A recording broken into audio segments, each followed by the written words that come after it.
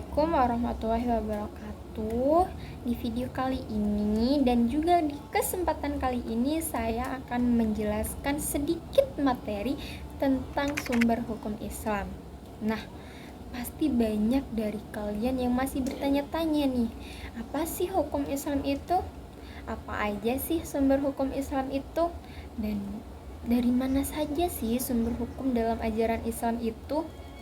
Dan juga bagaimana cara Islam memutuskan atau membuat peraturan antar sesama umat ya. Pasti banyak dari kalian yang berpikir seperti itu. Nah, di video kali ini saya akan membahas itu semua satu persatu. Ikutin terus ya. Yuk. Nah, jadi teman-teman, pengertian hukum Islam itu adalah jalan yang ditempuh manusia untuk menuju jalan Allah. Hukum Islam atau syariat Islam adalah segala macam hukum atau peraturan yang tujuannya untuk mengatur segala urusan umat Islam dalam menangani perkara dunia dan juga akhirat. Menurut Muhammad Ali At-Tohanawi dalam Kisyaf Istilahat Al-Funun, pengertian hukum Islam atau syariat Islam adalah mencakup seluruh ajaran Islam yang meliputi bidang akidah, ibadah, akhlak, dan juga bidang kemasyarakatan atau muamalah. Nah, untuk pengertian sumber hukum Islam itu, menurut Kamus Umum Bahasa Indonesia, sumber itu adalah asal sesuatu. Nah, pada hakikatnya, yang dimaksud dengan sumber hukum adalah tempat kita dapat menemukan atau menggali hukumnya. Nah, sumber hukum Islam adalah asal atau tempat pengambilan hukum Islam.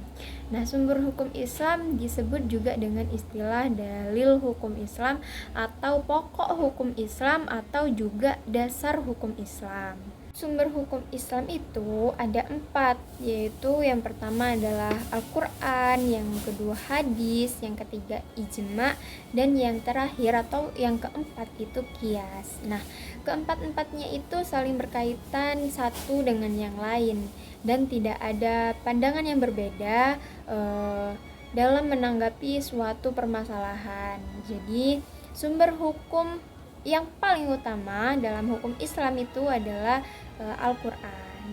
Nah, berikut tentang penjelasan dari keempat sumber hukum Islam. Kita bahas satu persatu ya teman-teman.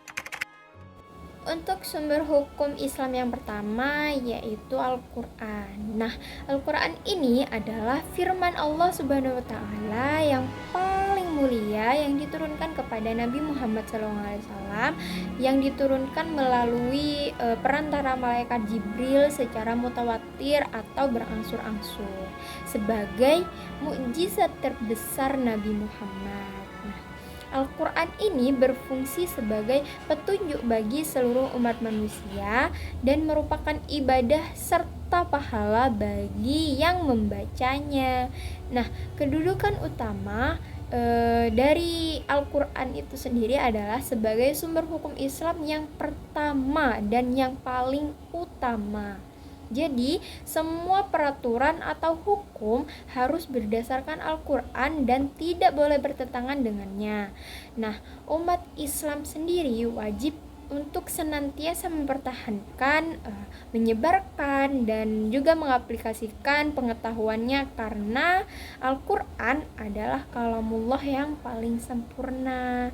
Nah, dikarenakan Al-Quran adalah kalam Allah yang sangat sempurna dan tidak ada satupun makhluk manusia ataupun jin yang mampu membuat tandingannya sebagaimana firman Allah dalam Quran surah Al-Isra ayat 88. Nah, adapun beberapa hukum yang dijelaskan secara rinci dalam Al-Quran yaitu misalnya ibadah, tetapi sementara yang lain itu dijelaskan secara umum.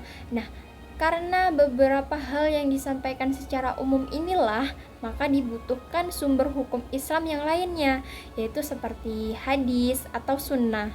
Nah, hadis ataupun sunnah itu berperan sebagai pendukung agar Al-Quran dapat diterapkan sepenuhnya dalam kehidupan sehari-hari.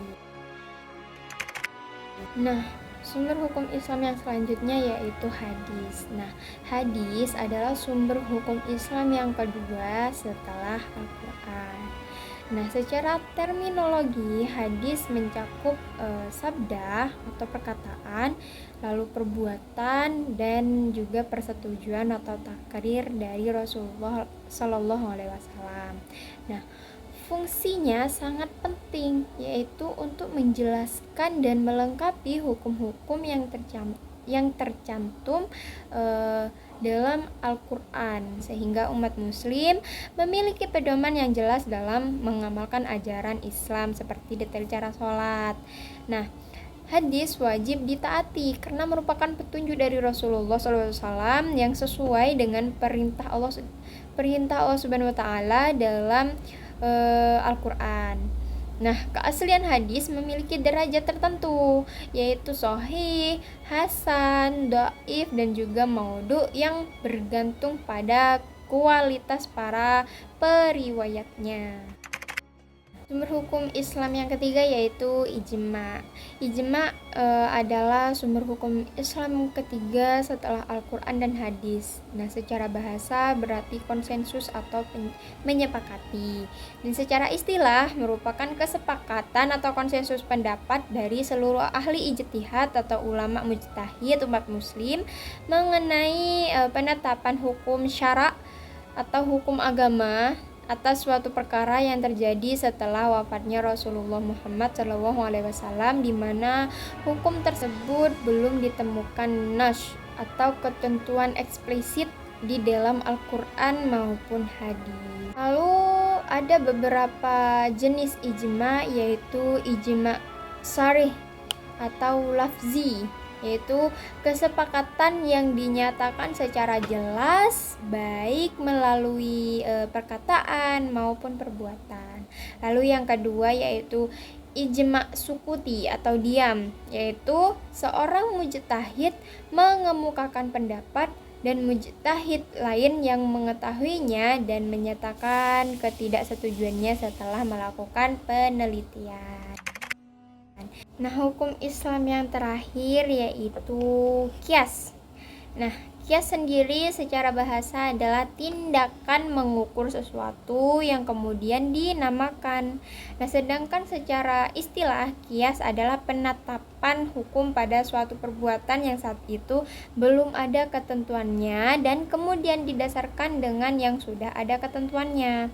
Nah, secara umum qiyas ini terbagi menjadi 3. Ada qiyas illat yang terbagi lagi menjadi jenis lainnya berupa qiyas jali dan qiyas kafi.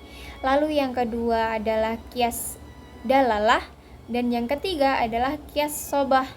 Nah, dikutip dari buku Ushul Fiqih oleh Amrullah Hayatuddin, qiyas terdiri dari 4 rukun dan beberapa persyaratan yang harus dipenuhi, yaitu yang pertama ada asal. Asal adalah kasus lama yang sudah ada ketetapan hukumnya baik dalam nas maupun ijma. Dan yang kedua yaitu far'u. Nah, far'u adalah kasus yang akan dicari hukumnya atau disamakan dengan kasus yang sudah ada hukumnya. Lalu yang ketiga ada hukum asal. Hukum asal adalah hukum syara yang ditetapkan oleh nas dan dikehendaki untuk menetapkan hukum terhadap far'u.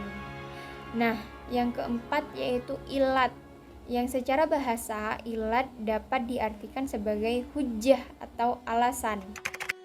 Nah, jadi teman-teman, dalam menjalani kehidupan ini, umat Islam harus mengikuti hal-hal apa yang boleh dilakukan dan hal-hal yang tidak boleh dilakukan dalam Al-Quran. Hal ini dikarenakan Al-Quran merupakan sumber hukum Islam yang tertinggi. Terima kasih untuk teman-teman yang sudah mau menonton video ini, video materi yang saya buat sampai selesai.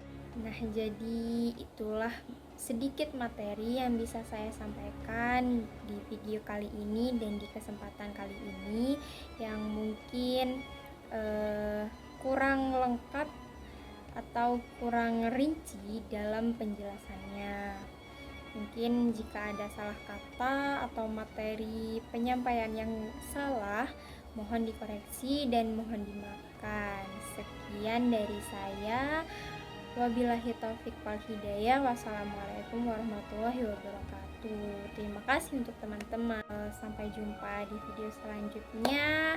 Bye bye.